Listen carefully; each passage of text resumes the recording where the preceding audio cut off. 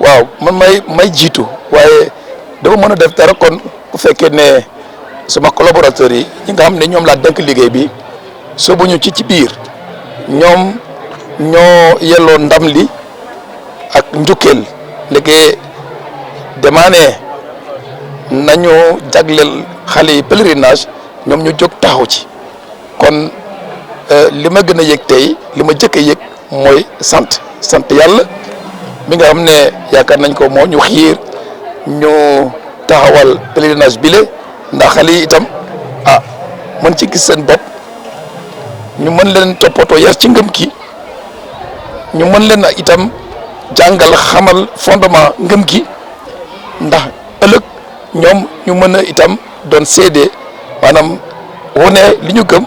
surtout nag jëf yi nga xam ne mooy wane ngëm gi mooy jëfi coofeel jëfi jàmm et cetera kon maa ngi dellu njukkeel ñëpp ñi nga xam ne dañuy taxaw xale yi famille yi itam njaboot yi nekkee bu ñu gëmuloon ne lii am na maana kon duñu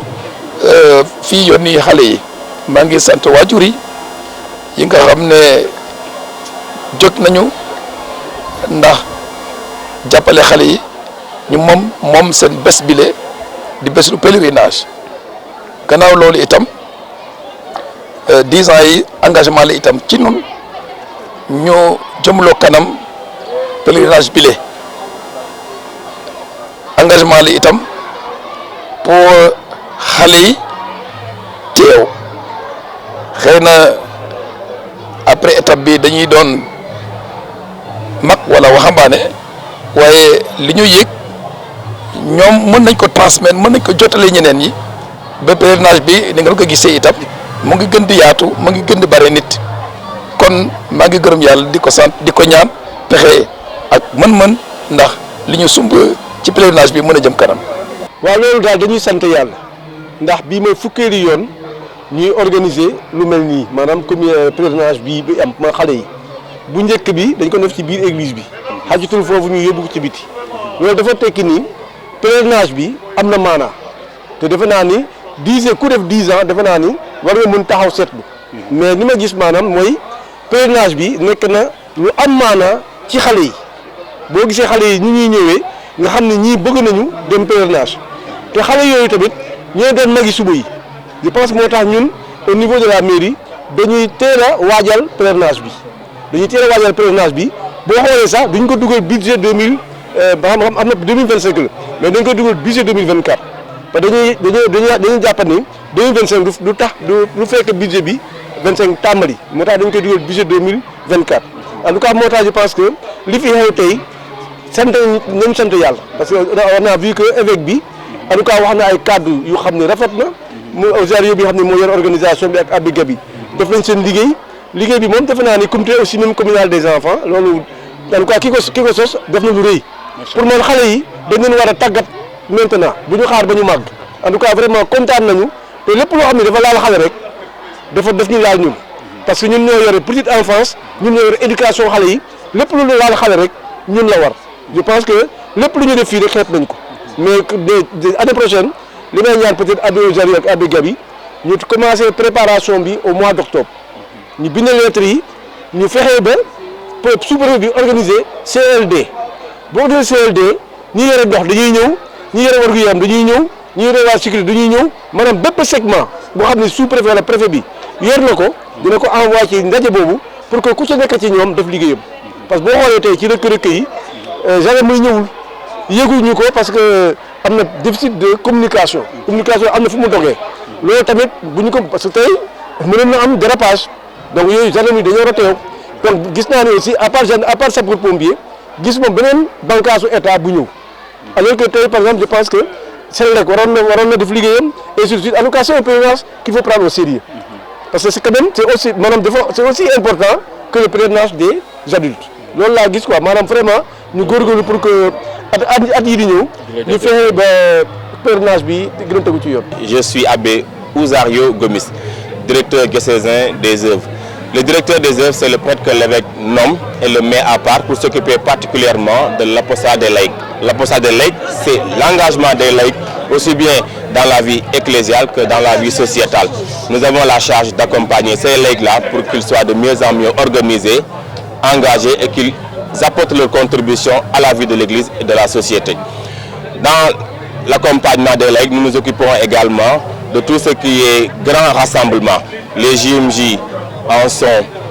une forme de rassemblement. Le pèlerinage des enfants qui nous rassemble aujourd'hui est une autre forme de rassemblement. Et justement, le pèlerinage des enfants a commencé progressivement. Au départ, ce sont les membres du mouvement Cœur Vaillant et Âme Vaillante, qu'on appelle communément CVAV, qui se réunissaient ici au pied de Notre-Dame de Morlan. C'était à la grotte. Et au fur et à mesure qu'on avançait, les enfants ne pouvaient plus être en sécurité à la grotte compte tenu du relief. Ils se sont déplacés de la grotte vers l'église et plus tard, ils se sont sentis trop nombreux pour se retrouver dans l'église parce qu'il y a une partie qui était à l'intérieur, une partie dehors et qui n'était pas dans les conditions requises pour prier parce qu'il y avait parfois un peu de distraction quand on était dehors. Et c'est ainsi que le pèlerinage s'est déplacé devant l'église maintenant, au niveau de cet espace-là que vous avez devant l'église. Ce pèlerinage n'appartient plus au mouvement CVAV, il n'appartient pas non plus au mouvement à foulard, comme nous le disons, les scouts, les guides, la GEC. Ce mouvement a pris une telle ampleur qu'il appartient à tous les enfants du diocèse. Non seulement les enfants chrétiens, mais les enfants amis des enfants chrétiens, je veux dire les musulmans, se joignent aux enfants pour venir au pèlerinage, au moins apprendre à fraterniser, à partager des valeurs religieuses bien sûr, mais des valeurs civiques aussi. Et c'est pourquoi aujourd'hui nous sommes très nombreux à prendre part à ce pèlerinage.